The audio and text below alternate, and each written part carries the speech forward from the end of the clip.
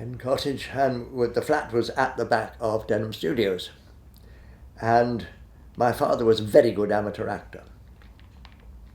He was the son of actors.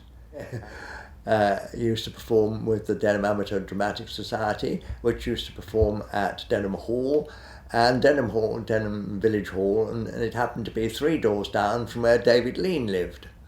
And David Lean, on a stormy night, short of petrol, I no doubt, like everybody else in those days, went to see my father play the station master in Ghost Train. And my dad was powerful. He was a powerful actor. And David Lean, bless his heart, he was so impressed, he went round the back of the Denham Village Hall and praised him and said, "Hey, if you're ever interested in taking this up professionally, come and see me." And this was a red rag to a starved bull. So my father thought about it and finally got on his bicycle and went round and saw David Lean, who by this time had forgotten all about it. Anyway, they gave him a gin, which is something he'd never had. And David Lean was quite kind, said that, well, of course it's a very tricky profession, don't give up your day job, I'll keep you in mind. Have you got any children? We're looking for children. So Dad, desperately disappointed, said, well, I've got 2. And a very young one. He said, well, when you bring them round, see if they're any good. So my elder brother and I were paraded round to the offices at the front of Denham Studios, and looked at by the producers and by David Lean. And I came in and I would look soppy with red hair. I've had bright red hair in those days. And David Lean thought, well, there's a soppy looking boy. And of course we talked the Queen's English, King's English. My mother was insistent on that. And anyway, she talked like that, you see, and I talked like that. She was very sweet to me, and she was very nice, and it was a day's filming and a day's standby, £8. I'd never had so much money in my life. But in those days you didn't have a chaperone. I was taken across by Dad or Mum, I think, and just left. And escorted onto the set, where I had to change into pyjamas in a carriage, which was part of the next day's filming.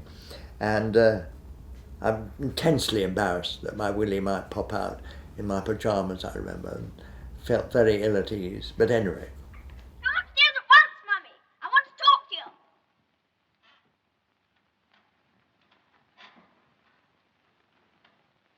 You're both very naughty. You should have been asleep hours ago. Now, what is it, you two? Well, Mummy, tomorrow's my birthday, and I want to go to the circus. But I was interested so the bit after I was knocked over, I was lying in bed, Lean had got a marvellous tracking shot from the door back to let me in foreground as she comes to the room. It was the right shot, you know. I look at it now with my aged eyes of time of experience as a director. And the first time we did it, the cameraman shouted, "Cut! The boy's got his eyes open!" Because I was looking to see what was happening. So Lean said to me, "Just shut your eyes and let us get on with our job," or words to that effect. At the end of that day's filming, this is a moment I will never forget.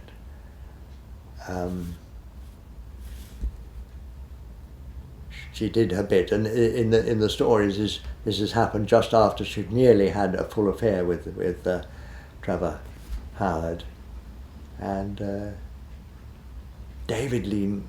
I was lying in bed, and David Lean leaned across to her, so I got the 2 faces, left and right, in foreground, about sort of 5 or 6 inches from me, and he said, "Bloody good, Celia, just." And it's the first time I'd ever heard bloody used as a pleasant rather than an expletive. And the 2 eyes, he had basilisk eyes and so did she. And I always say the eyes won. from that moment, looking between those two, I said, "This is what I want to do." Now I remember in the evening, suddenly they shouted, "Cut time," and I was left alone in the Studio 2, at Denham Studio, big studio, and I didn't know what to do, and I'd forgotten totally that I'd undressed in a carriage. And I was just starting to cry when a marvellous woman called Frances Dillon, bloody good designer, one of our best art directors, and somebody I knew because she used to stay in a house round the back, and we knew her a bit. And she said, "Hello, Richard, how'd it go? What's the matter?" I said, "I don't know." She worked it out. She said, "Well, there you are. You pop in there and get dressed and I'll take you home." So I walked home hand in hand with Frances Dillon, by which time I was happy as a sandman, couldn't stop talking, and flourishing the £5 which I'd been given for the day's filming in my hand, which I was so excited about I lost halfway across the field. And she and I, this famous, wonderful woman, were on our hands and knees looking for looking for silver in the middle of the long grass. Anyway, that was the end of that. Lovely.